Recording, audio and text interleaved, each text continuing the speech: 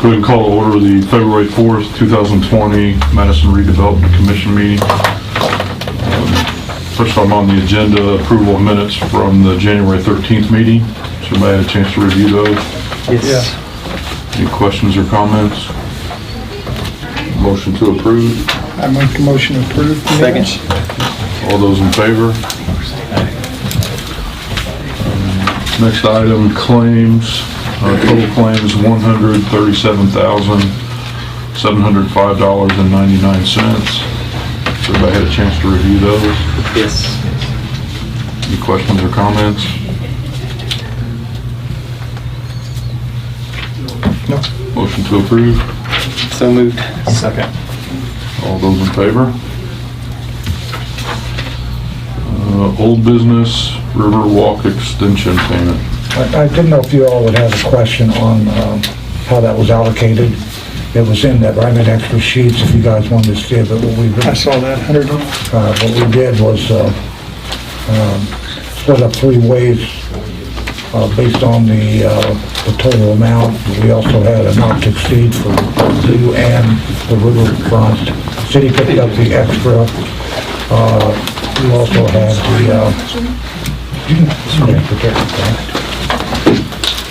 that's close. Go ahead, Mr. Close. Yeah, go ahead. The culvert down there was, I think, it's on here somewhere. The replacement was 56,500. You had a not to exceed of 54.2, so the city picked up the balance of that. So that's how it was allocated. Here's the sheets if you all want to see how they. I don't have them. One sample.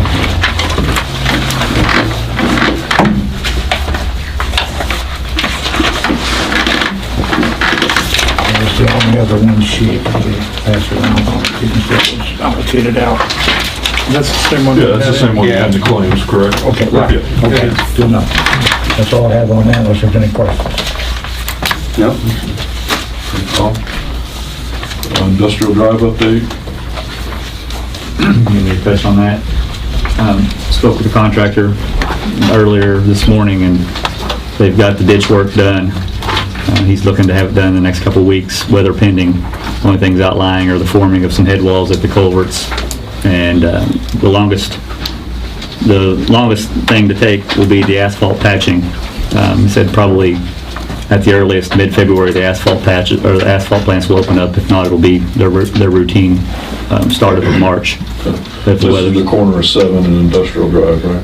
Right there in the... Yes, sir. Entered into VSG's employee park. Yes. So the ditch work's done. They're just doing some touch-up work at the driveways and the utility adjustments. We talked about that in the last meeting. You all had given the go-ahead for a not-to-exceed change order for $15,000. He was able to do the proposed adjustments minus the water relocations. We had our water superintendent go out and verify that they didn't need to be lowered, that they'd have ample cover once we got the ditch in at its final grade.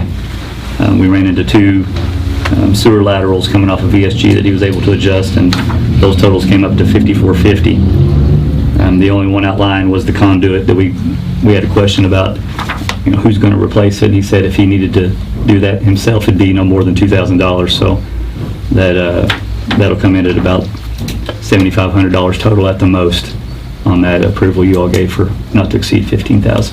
Fantastic. So,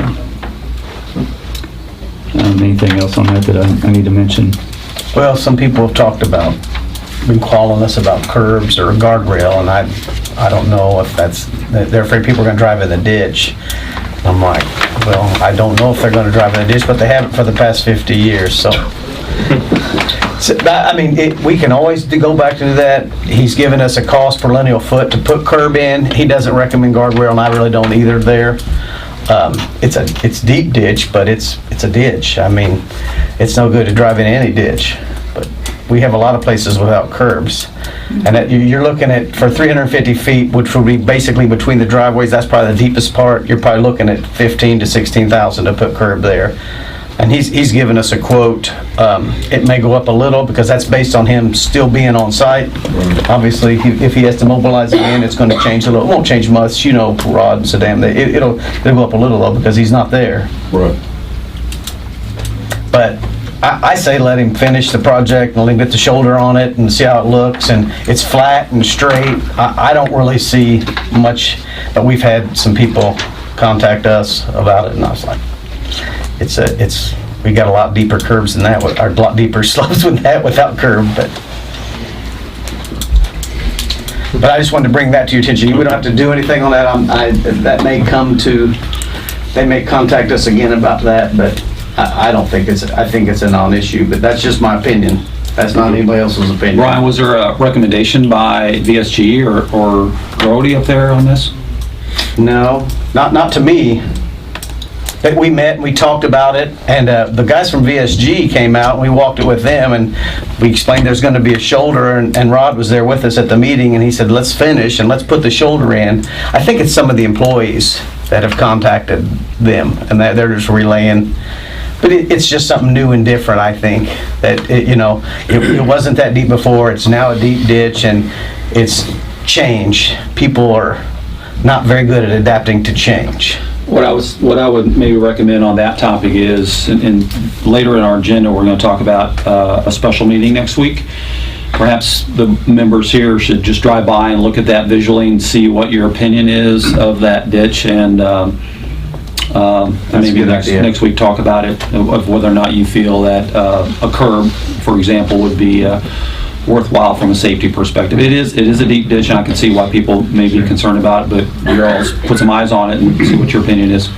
As Brian mentioned, we've already got some numbers figured to throw out there if you do want to look at that and kick that around, so. Any comments from the commission? Just keep in mind, I'm sorry, I didn't mean to interrupt you, No, you're that we're going to assess too whether this project we just did sufficiently addresses the drainage issues up there, and if it does, then we won't need to do anything. But if it doesn't, we have a phase C that we have to go to, and we can always put the curb in on the next phase. I mean, it's not something we have to do right away. I just wanted to make you aware. But I'm hoping that the 2 phases we did now take care of the drainage issues up there. So we have more phases going forward. So that's why I'm more of a wait and see. But I do think it's a good idea that you guys go by and look at it.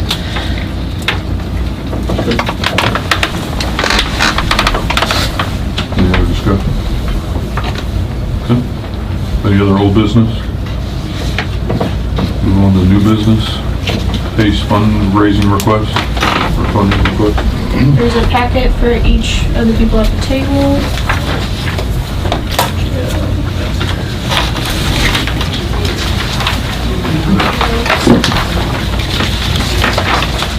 So in this packet, you'll see the first page is just kind of a summary of the current program.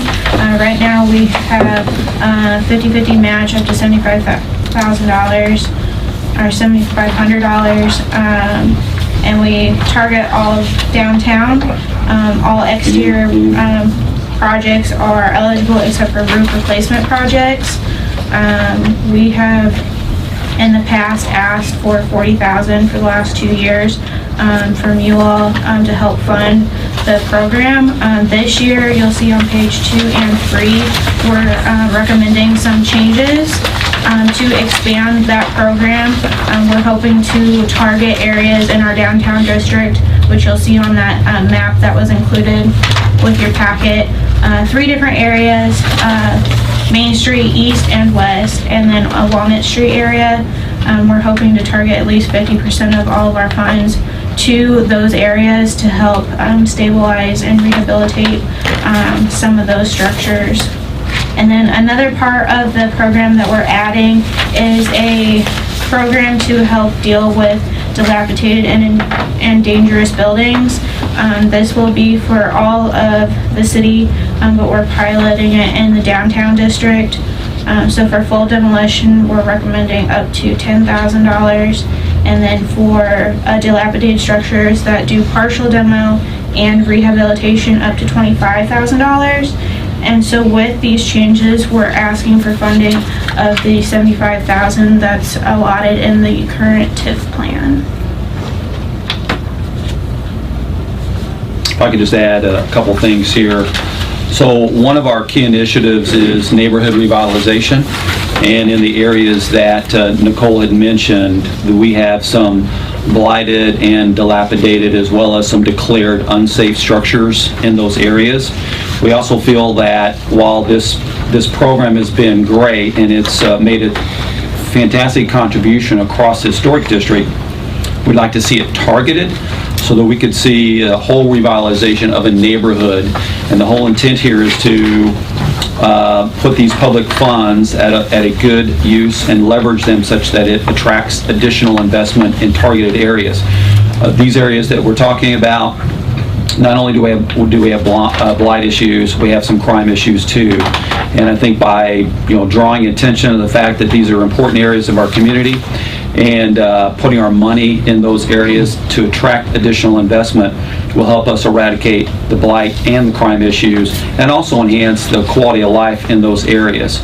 So there's still a leveraging here. It's still at a 50% leverage, but the dollar amounts are higher because anybody who's renovated a downtown historic home knows that it's expensive. And what we want to really do is focus, have a focus with a plan on eliminating some of these unsafe structures rather than just letting them, sit in perpetuity without a plan. So the real goal here is to try to motivate people to make the investment and start changing some of these neighborhoods. It's different than the Unsafe Structures Fund. We do have an unsafe structures fund that is utilized by the city and managed through the building department, wherein the city can order the demolition of an unsafe structure and pay for that and lien the property. And that's a different approach. That's really where we don't have a cooperative property owner or investor trying to enhance the property. This is really a partnership with the community, and I think that's the distinction that we're making, which is, you've probably heard me say this a lot, which one of our key initiatives here is clean, safe, beautiful neighborhoods make for a more vibrant community, and we want to place emphasis on the neighborhood, whereas I think Stellar did a fantastic job looking at these big quality of life projects and adaptive reuse. This will go one step further than Stellar did, which is really into the neighborhoods. In addition to what Nicole mentioned about funding the $75,000 that's in the redevelopment plan, and you don't have to take action on this today, you can certainly consider it, but what I'd like to do is look at the last 2 years where the redevelopment commission had committed $75,000 through the plan, but we only requested maybe 40 or 50, and then pull in the balance of those funds so that there's a catch-up. The intent here is to also leverage this program with Jefferson County, so we're also working on a comprehensive interlocal agreement with the county commissioners that will also have them participating in our economic development and preservation initiatives inside the city. So it's I think it's a good program all around, and the goal here is to get as much money in this program as possible, and then we'll really see some results on a neighborhood by neighborhood basis. We do this on a pilot program downtown, and then we can identify areas on the hilltop that is also suffering from some disinvestment, because we do have neighborhoods on the hilltop where some of those neighborhoods are getting older that need some investment. So I think this is a good capital attraction tool, and we'd appreciate your all's consideration on it. And I guess to add on to that, for those who don't know, the program would still be similar in nature to what it is. It's still going to be community-driven by a community board and people who are appointed to look at these projects on a case-by-case basis, and then those will be brought to the Board of Public Works for approval, Right. and then also to the Board of Public Works to ensure that the spending and things have been monitored and followed along the way. I like the tweaks. I like going after the targeted areas. Do you see the areas staying the same for multiple years?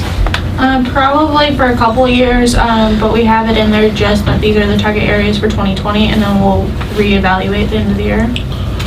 Perfect. I think they're the right areas as well. Should help all the property values. Once I think the community sees investment, it's going to attract more capital.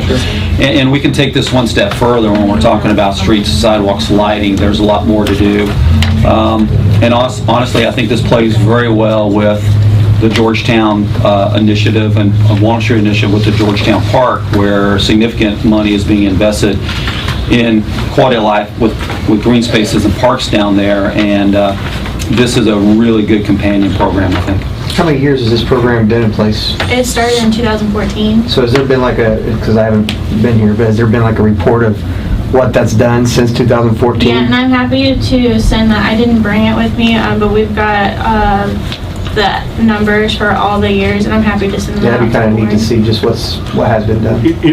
I think it's safe to say it's been fully funded.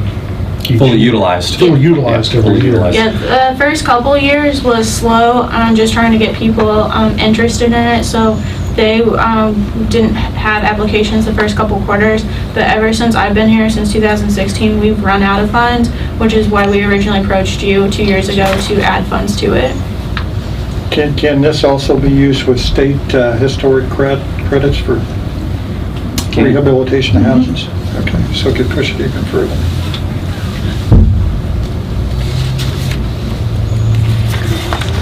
Do we need so we want to put this on the agenda for next? It says the board's pleasure. The board could Yep. make a motion to go ahead and release their funding for this year. And then we can deal with the other aspects of it I think later. the ask is 75. Huh? Is the ask 40 or 75? Well, the ask is 75, but I'd also like to catch up the prior 2 years it was in the plan that wasn't fully funded. Okay, and do we know Yeah. the exact dollar amount of that ask? We'll get you that number. I don't think we came with that. Okay. But, so maybe 75 now, we'll follow up with a reconciliation of the prior 2 years with you next week. Okay. So a motion to approve 75,000. So moved. Second. Second. All those in favor? Moved. Riverside Tower apartment bid opening. You should have a summary of the bid in your packets. We opened the bid last week.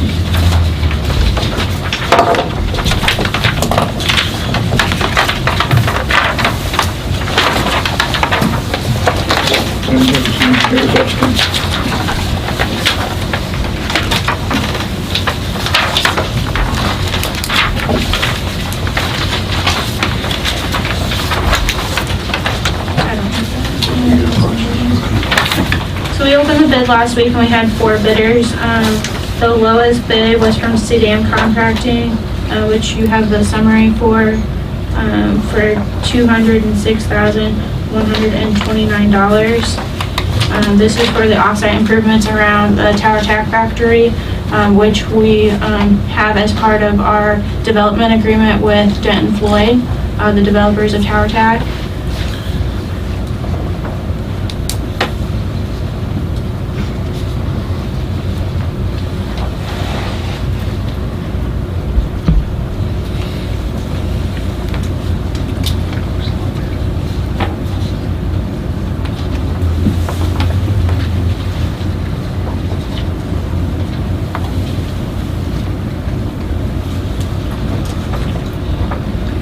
So this is just a little higher than what we had estimated. It is A higher. little bit.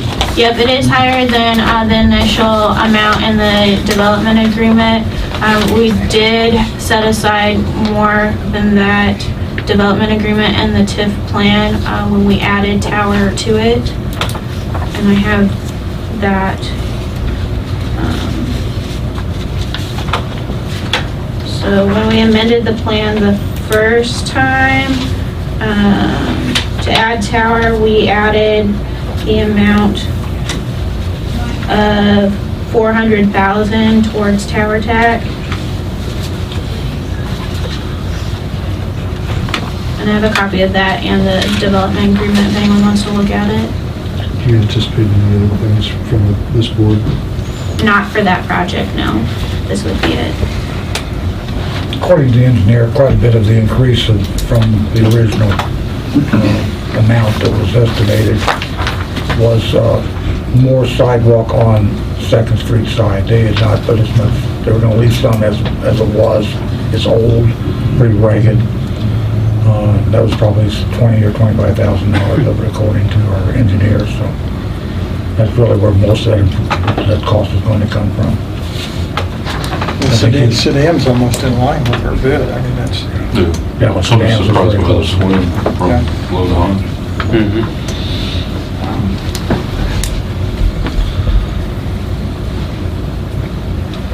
That's pretty consistent though from what we've been seeing as well. High to low.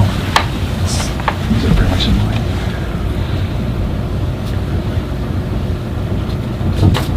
Okay.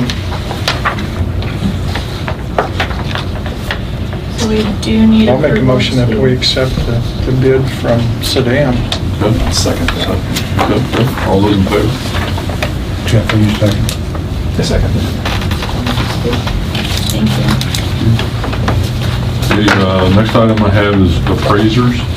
Yeah, so previously, the board has approved the mayor to be able to solicit and get appraisals of, for properties that might come up in between meetings, or might, as it pertains to a certain property that the board may be looking at for either purchase or things of that nature, and it's required under the statute that we have different appraisals, and in the past we've approved a certain amount of appraisers, and I think we're not sure whether we've come to our limit or not of what we've approved in the past, so I guess my thought is just to renew that and allow the mayor to obtain 4 different appraisals as he would see fit on certain projects as it relates to the redevelopment commission.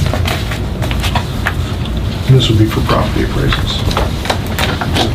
Do we have a dollar amount cap before? The original, as I recall, was up to 2, actually it was up to 6 appraisals at $7,500 per appraisal. I think there's still 4 left, but I can't find it. So I So think that's something we better go back and re-roll. And the reason for this, because all this property is going to be, it's not like appraising a whole, let's put it that way. So it's, Yeah. in some cases, it may need to be, may just be raw land too, which isn't it? But if there's any kind of structure on it, it's probably going to be commercial or industrial or something of that nature, so. So the ask is for 4 additional appraisals at $7,500 apiece. Any further discussion? Motions? So moved. Second. All those in favor? Any other new business? Next item, city matters and updates. For this part. Just that we're in the process of reviewing the redevelopments project plan that you approved 2 years ago and updating it. So some of those projects have already come to fruition.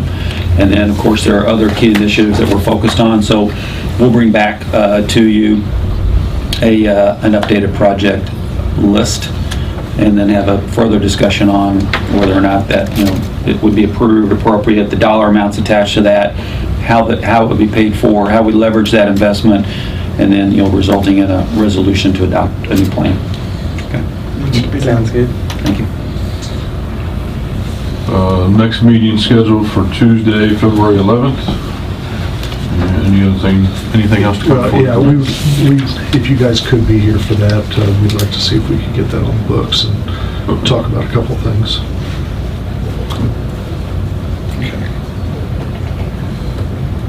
March 11th? Nope. No, it's next week. Oh, got it.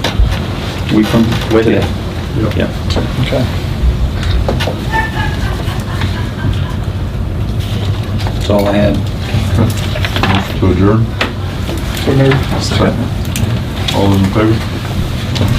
Thank you very much. 3 o'clock Tuesday.